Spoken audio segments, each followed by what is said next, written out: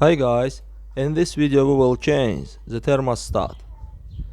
If the thermostat in the vehicle failed, two options of event development are possible. First, when the thermostat looks out and remains open, coolant flows continuously through the radiator, operating the engine from reaching operating temperature. A cold engine does not run efficiently, which leads to increased fuel consumption and emission, as well as increased wear of engine part. In addition, heating of the vehicle interior became difficult. Second, when the thermostat remains closed, no coolant can flow to the radiator for cooling, causing the engine to overheat. But before starting the video, subscribe to the channel, put like, and don't forget to put a bell so as not miss new video on the channel.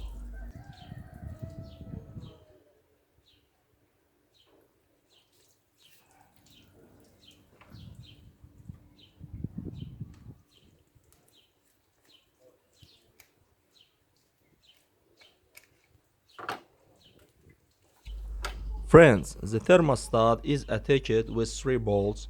Unscrew them and also unscrew the collar. Then we change the thermostat to a new one.